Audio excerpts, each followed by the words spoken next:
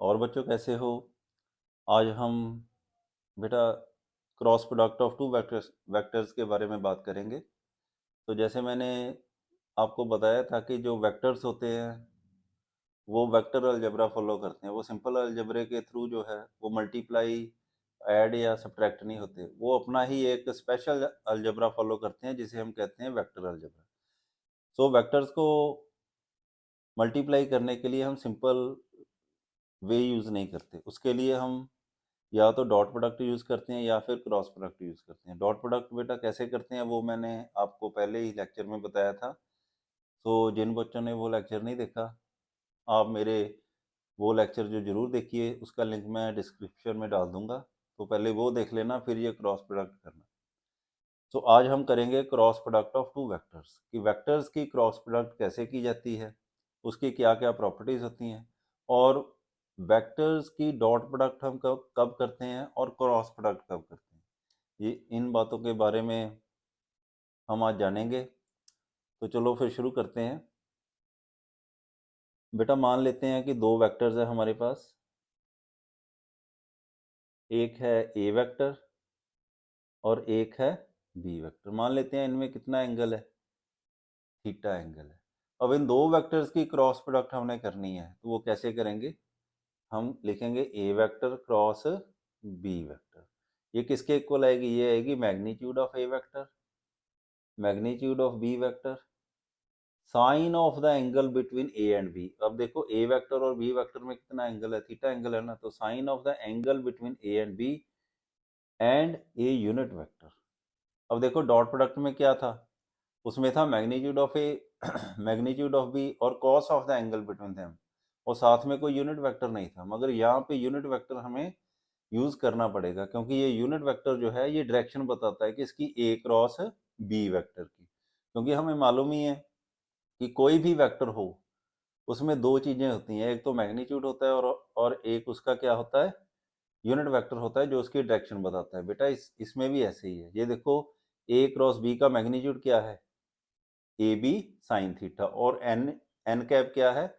इसकी डायरेक्शन बता रहा है। तो ये दोनों मिलके क्या बनाते हैं? ए क्रॉस बी वेक्टर बना देते हैं। इसको हम ऐसे भी लिख सकते हैं, a B sine theta into n cap. N cap क्या है? यूनिट वेक्टर जो ए क्रॉस बी वेक्टर की क्या बताता है? डायरेक्शन बताता है। तो बेटा एन कैप जो है वो डायरेक्शन बताता है।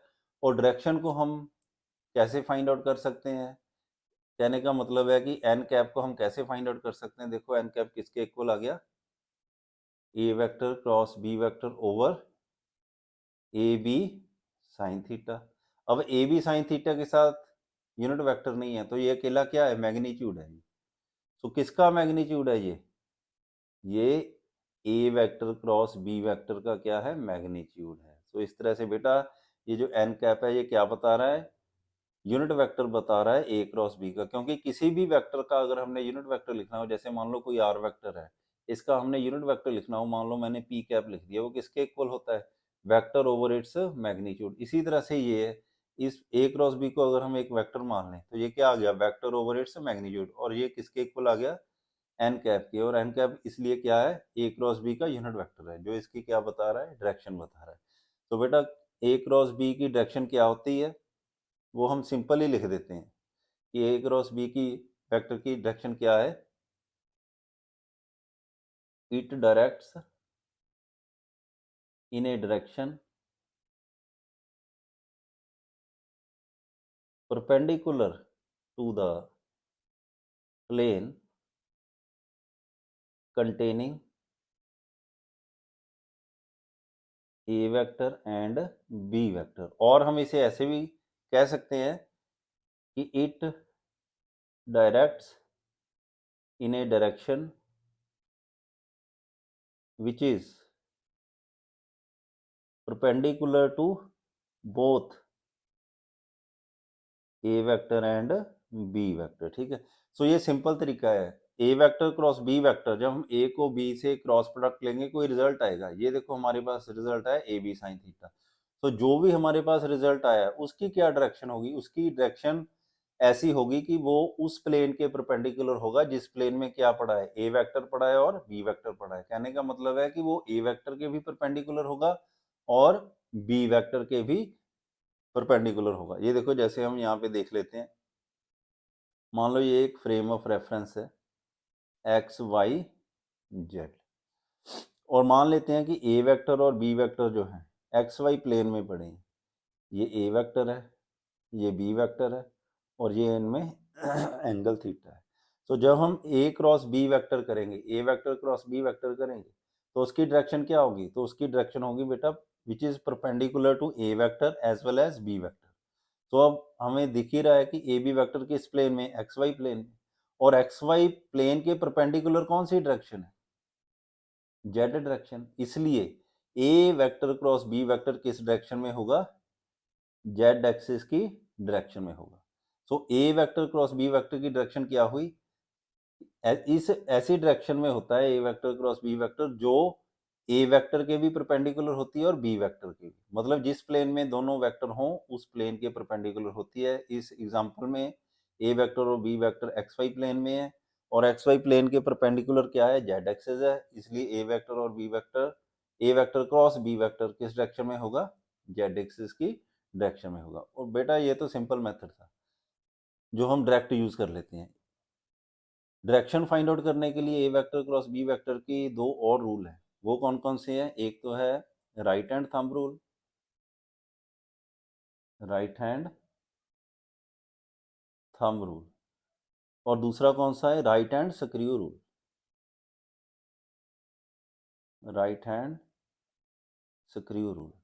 सो ये दो रूल हैं जो किसी भी दो वेक्टर्स की क्रॉस प्रोडक्ट का रिजल्ट जो होता है उसकी डायरेक्शन फाइंड आउट करने के लिए यूज करते हैं। कोई भी दो वेक्टर है उनकी जब हम क्रॉस प्रोडक्ट लेते हैं तो जो रिजल्ट आता है उसकी डायरेक्शन फाइंड आउट करने के लिए हम ये दो रूल फॉलो करते हैं।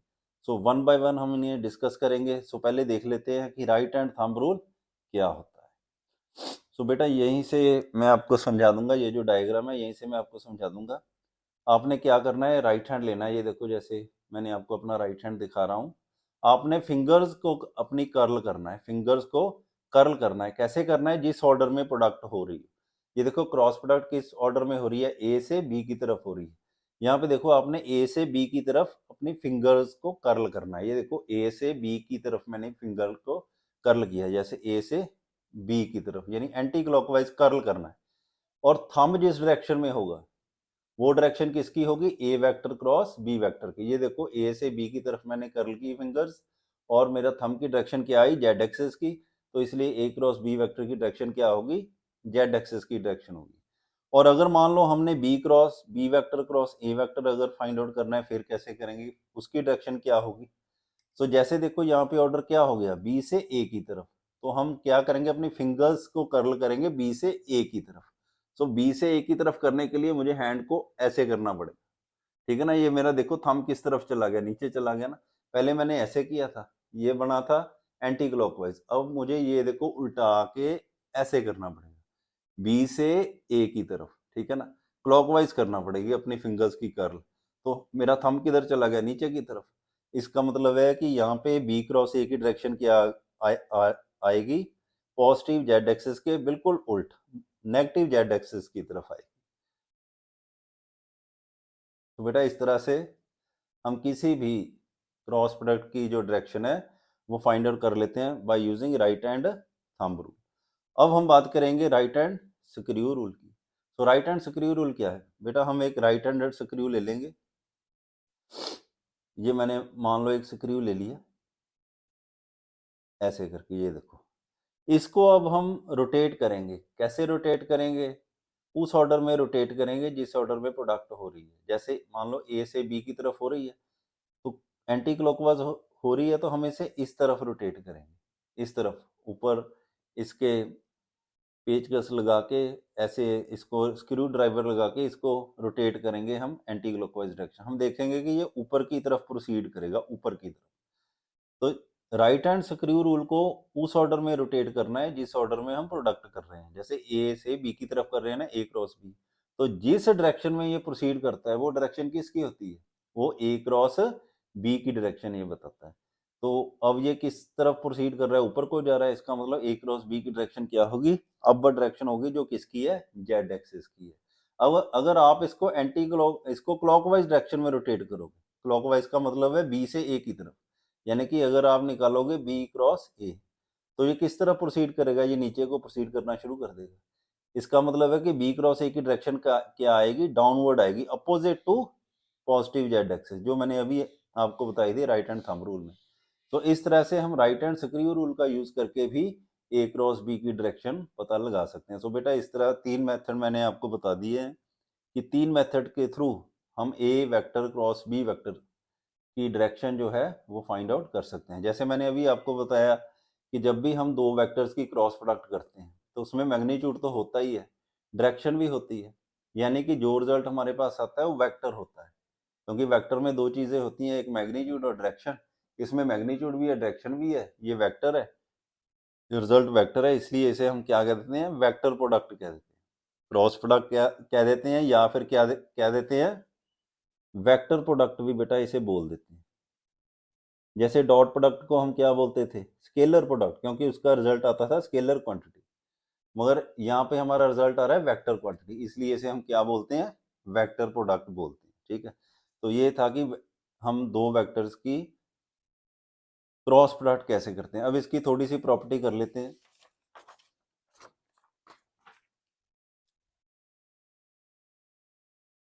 तो पहली प्रॉपर्टी बेटा करते हैं,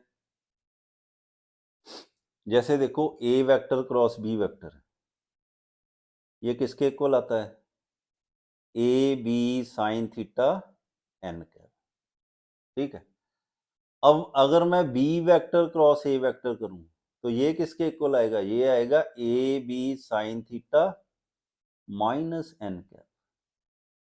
ठीक है, अब देखो दोनों में क्या चेंज हुआ है, मैग्नीट्यूड तो सेम है, सिर्फ डायरेक्शन रिवर्स हो गई है, डायरेक्शन अलग अलग है अब इन दोनों की। अब आपको मालूम है कि दो वेक्टर इक्वल कब होते हैं, जब उनका मैग्नीट्यूड भी सेम हो और डायरेक्शन भी सेम हो। अब यहाँ पे डायरेक्शन तो सेम है नहीं, डायरेक्शन तो एक की मान लो अपवर्ड है और दूसरे की डाउनवर्ड आएगी, एक दूसरे के रिवर्स आएगी, इसलिए ये दोनों वेक्टर क्या है, इक्वल नहीं हो सकते। तो हम लिख देते हैं A cross B is not equal to B cross A vector.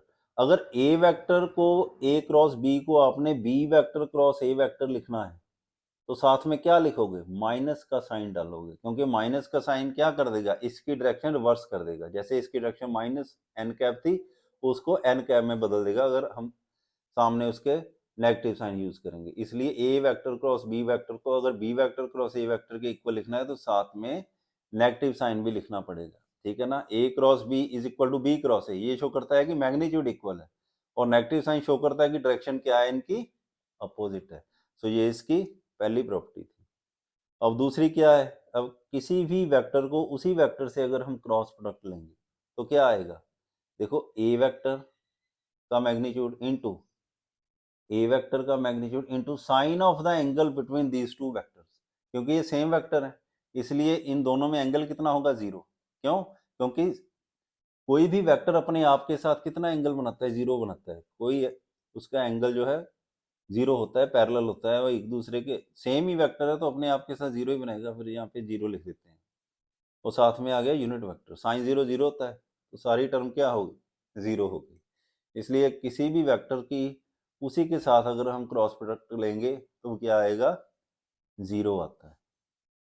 अब अगली प्रॉपर्टी देखते हैं, जैसे मैंने आपको डॉट प्रोडक्ट में बताया था कि I dot I, J dot J और के डॉट के, ये किसके इक्वल होता है, वन के इक्वल होता है। ये आई कैप, जे कैप और के कैप क्या है, ये मैंने आपको पहले भी बताया था, आपको मालूम होगा कि फ्रेम ऑफ रेफरेंस में 3 एक्सेस होती हैं, एक्स वाई जेड।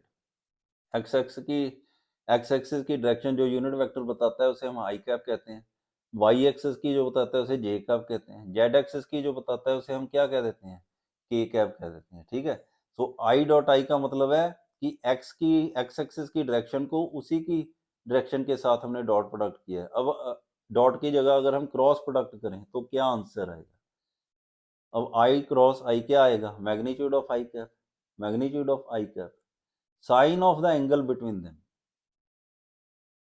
अब इन दोनों में कितना एंगल होगा, यानी आई कैप भी एक्स एक्सिस की डायरेक्शन बता रहा है, ये वाला भी एक्स एक्सिस की डायरेक्शन बता रहा है। सो एक्स एक्सिस की अपने आप के साथ ही क्या एंगल होगा, जीरो एंगल होगा। यानी अभी मैंने बताया था कि किसी भी वेक्टर का अपने आप के साथ ही कितना एंगल होता है, हमेशा जीरो। इसी तरह से एक्स एक्सिस भी अपने आप के साथ ही कितना एंगल बनेगा, जीरो।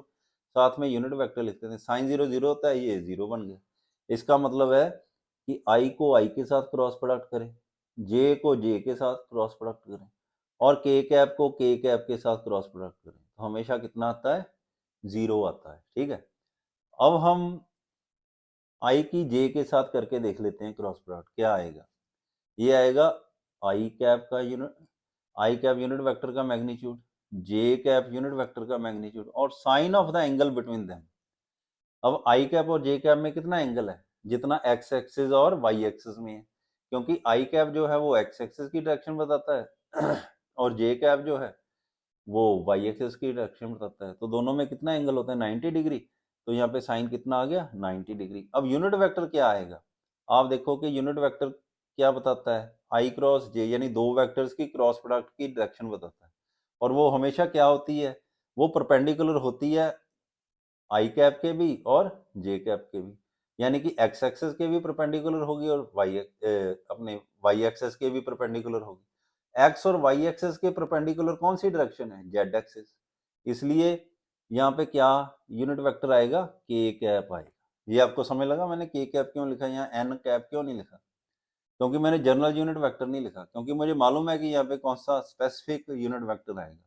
क्योंकि तीन ही डायरेक्शन है हमारे पास, एक एक्स एक्सिस है, एक वाई एक्सिस है, एक जेड एक्सिस है। एक्स और वाई की डायरेक्शन की हम क्रॉस प्रोडक्ट ले रहे हैं, तो वो किस तरफ आएगी, जो इन दोनों के परपेंडिकुलर होगा। इन दोनों के परपेंडिकुलर कौन सी डायरेक्शन है, जेड एक्सिस, और जेड एक्सिस की डायरेक्शन कौन बताता है, के कैप यूनिट वेक्टर। इसलिए यहाँ पे क्या यूज किया हमने, के कैप यूनिट वेक्टर यूज किया। अब क्या आएगा, आई कैप का मैग्नीट्यूड क्या होता है, वन होता है, क्योंकि यूनिट वेक्टर, यूनिट का मतलब ही वन है।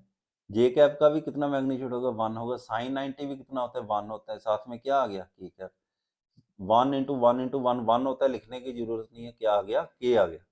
सो आई क्रॉस जे किसके इक्वल आता है, के। इसी तरह से अगर हम जे क्रॉस के करें तो ये किसके इक्वल आएगा, ये भी मैं आपको करके बता देता हूँ।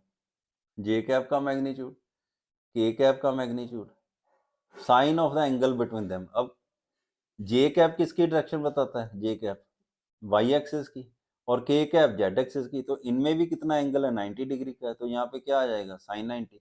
अब देखो जे और के की हमने क्रॉस प्रोडक्ट की है, यानी कि वाई एक्सिस और जेड एक्सिस की डायरेक्शन की क्रॉस प्रोडक्ट की है। तो वाई और जेड डायरेक्शन के परपेंडिकुलर कौन सी डायरेक्शन है, एक्स एक्सिस की।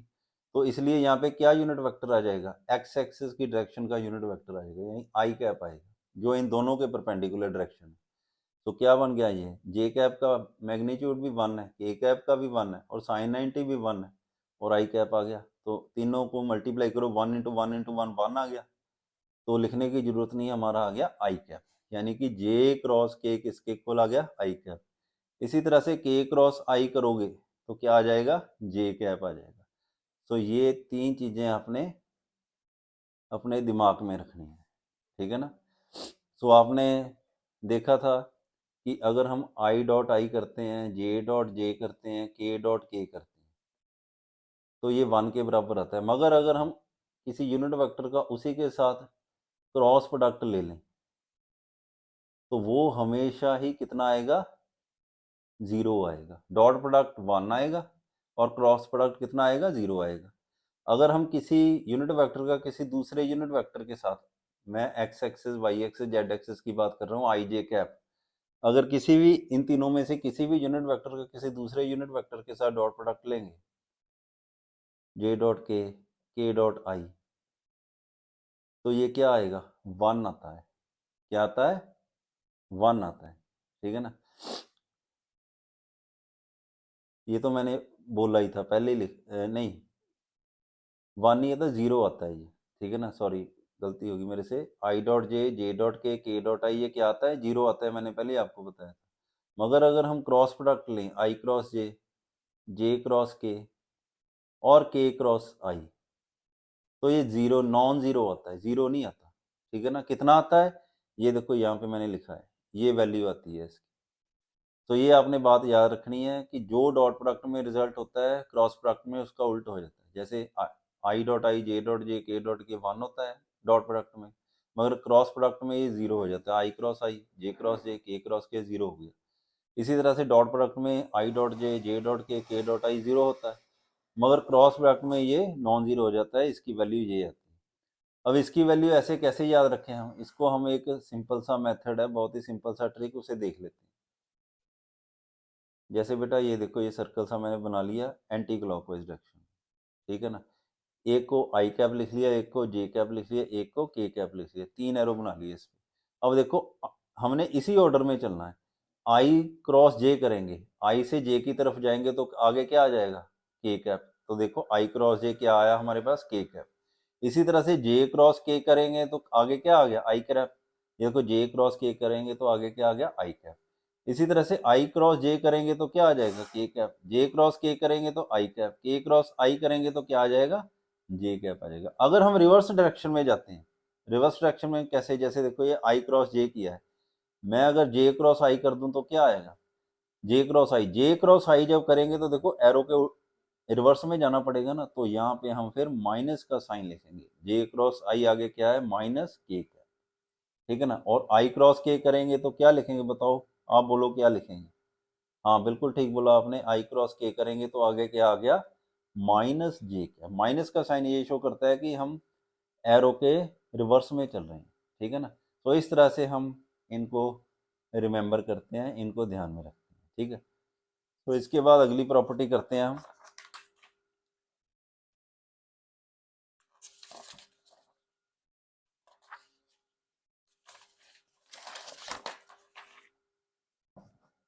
अब मान लो कि हमारे पास दो वेक्टर्स हैं, कौन कौन से।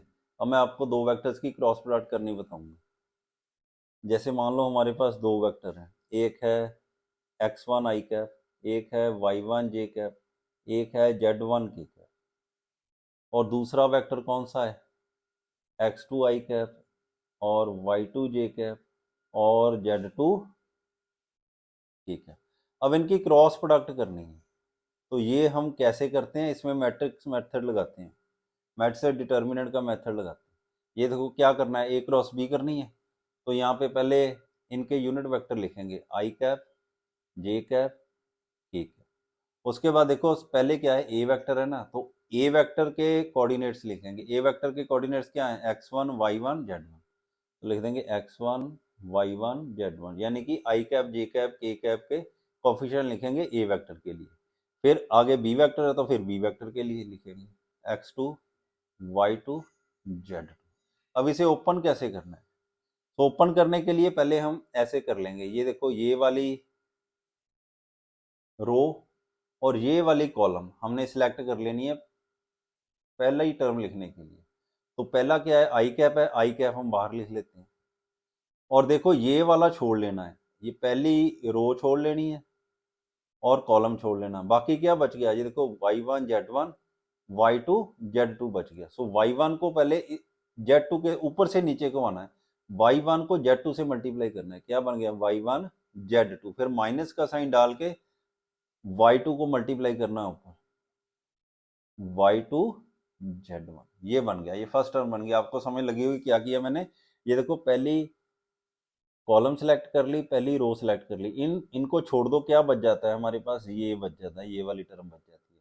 अब ऊपर वाले को नीचे करो, क्रॉस मल्टीप्लाई करनी है, y1 को z2 से पहले मल्टीप्लाई करना है, फिर y2 को z1 से, यानी ऊपर से नीचे, नीचे से ऊपर जाना है। अब सेकेंड टर्म लिखनी है तो ऐसे करते हैं, plus minus plus, plus minus plus. अब अगली टर्म लिखेंगे तो माइनस साथ में चलेगा, जे कैप आ गया। अब जे कैप वाली कॉलम लो, जे कैप वाली कॉलम कौन सी है, ये वाली सारी जे कैप वाली कॉलम है, इसे छोड़ देना है, ऊपर वाली रो को छोड़ दो। क्या बच गया हमारे पास, बच जाएगा एक x1 x2 नीचे बचेगा, और उधर क्या बचेगा, z1 z2। ये देखो ये वाली रो हमने छोड़ देनी है, ये वाली कॉलम छोड़ देनी है और ऊपर वाली रो छोड़ देनी है। तो ये हमारे पास रह जाएगा। वो क्या करेंगे, ऊपर से नीचे को क्रॉस प्रोडक्ट करेंगे। पहले x1 का किससे होगा, z2 से, फिर माइनस डाल के x2 का किससे होगा, z1 से। Very good. उसके बाद अब क्या करेंगे, थर्ड टर्म आएगी, प्लस माइनस प्लस, थर्ड को प्लस करेंगे, पहले के कैप लिख लेंगे, ठीक है, के कैप मैंने लिख लिया। अब आगे क्या लिखेंगे? अब देखो के कैप वाला कॉलम छोड़ लेना है और ऊपर से ये वाली रो छोड़ लेनी है। हमारे पास क्या बचेगा? देखो, एक बच गया एक्स, एक बच गया वाई, और नीचे क्या बचा? एक बच गया x1 y1 और नीचे क्या बचेगा? x2 y2। ये देखो, के कैप वाली कॉलम छोड़ लेनी है और ये ऊपर वाली रो छोड़ लेनी है। क्या बच जाएगा हमारे पास? x1 y1 x2 y2। ये देखो, ये लिख लिया। अब ऊपर से नीचे को क्रॉस प्रोडक्ट पहले करनी है। x1 y2 आएगा, x1 y2, फिर माइनस डाल के अगली टर्म क्या आएगी? नीचे से ऊपर को जाना है, यानी x2 y1। तो ये आ गया x2 y1। इस तरह से बेटा हम क्रॉस प्रोडक्ट कर लेते हैं दो वेक्टर्स की। ठीक है ना? अब आपको एग्जांपल लेके मैं बताता हूँ। जैसे मान लो ए वेक्टर आपके पास क्या है? 2i cap plus 3j cap minus K cap है। बी वेक्टर आपके पास क्या है? I cap plus 2j cap plus 3k cap. ये आ गया। अब आपने ए क्रॉस बी करनी है। कैसे करोगे? ये देखो, a vector cross B vector किसके इक्वल आ जाएगा? और पहले, सबसे पहले क्या करना है? इन दोनों के यूनिट वेक्टर लिख लेने हैं। दोनों में आई कैप है, जे कैप है, के कैप है, सो वो ऊपर लिख लेने हैं। आई कैप, जे कैप, के कैप। उसके बाद ए वेक्टर पहले है ना, अगर बी क्रॉस ए होता तो बी लेना था पहले। अब ए पहले है तो ए के लेंगे। ए के कोऑर्डिनेट क्या है? यानी आई जे के कोएफिशिएंट क्या है? 2 3, और यहाँ पे क्या है? के आगे क्या है? -1। तो ये आ गया 2 3 -1। और बी वेक्टर के क्या है कोऑर्डिनेट्स? आई के सामने क्या है? 1 है, जे के सामने क्या है? 2 है, के कैप के सामने क्या है? 3 है। अब इसको ओपन करना है। क्या करना है? देखो, ये पहली कॉलम मैंने सेलेक्ट कर ली और पहली रो सेलेक्ट कर ली। आई कैप लिखेंगे बाहर, प्लस माइनस प्लस चलेगा ना। तो क्या बचा हमारे पास? ये बचे 3 -1 2 और 3। सो पहले ऊपर से नीचे को जाएंगे क्रॉस प्रोडक्ट, यानी 3 को 3 से मल्टीप्लाई करेंगे। पहले 3 को 3 से मल्टीप्लाई किया, क्या आ गया? 9 आ गया। फिर माइनस डाल के नीचे से ऊपर की तरफ जाएंगे। ये 2 को -1 से करेंगे, क्या आ जाएगा? -2 आ जाएगा। ये हमारी पहली टर्म आ गई। अब आगे क्या करेंगे? माइनस जे लिखेंगे। माइनस जे लिखेंगे, ये वाली जो है कॉलम ये छोड़ लेंगे, ऊपर वाली रो छोड़ लेंगे। क्या हमारे पास रह जाएगा? फिर हमारे पास ये देखो, एक 2 1 रह जाएगा, इधर -1 3 रह जाएगा। 2 1 और -1 3। सो 2 को किससे मल्टीप्लाई करेंगे? 3 से करेंगे पहले मल्टीप्लाई। 2 को 3 से किया, क्या आ गया? 6 आ गया। और 1 को ऊपर को करेंगे, 1 को -1 से करेंगे। माइनस डाल के 1 को -1 से करेंगे, क्या आ जाएगा? -1 आ जाएगा। ठीक है, ये सेकंड टर्म आ गई। आगे क्या है? प्लस प्लस माइनस प्लस के कैप आ गया। अब इसका क्या करेंगे? के कैप का कॉलम जो है ये छोड़ लेनी है और ऊपर वाली रो छोड़ लेनी है। क्या हमारे पास बच जाएगा? 2 3 और 1 2 बच जाएगा। सो ऊपर क्या है? 2 है ना, तो 2 को नीचे क्रॉस प्रोडक्ट करो। 2 को 2 से करेंगे, क्या आ जाएगा? 4 आ जाएगा। फिर माइनस, यहाँ 1 है नीचे, 1 को ऊपर करना है क्रॉस प्रोडक्ट 3 के साथ। माइनस डाल के 1 को 3 के साथ करेंगे, क्या आ जाएगा? 3 आ जाएगा। अब इसको सॉल्व करो। ये क्या आ गया? 9 माइनस -2, ये प्लस बन जाएगा। 9 + 2 क्या हो जाएगा? 11 आ जाएगा। यहाँ पे देखो क्या आ जाएगा? माइनस जे कैप। ये 6 माइनस -1 +1 हो जाएगा, 7 आ जाएगा। ये देखो क्या आ जाएगा? 4 में से 3 गए, 1 आ जाएगा। क्या आ गया हमारे पास? 11 आई कैप -7 जे कैप प्लस के कैप।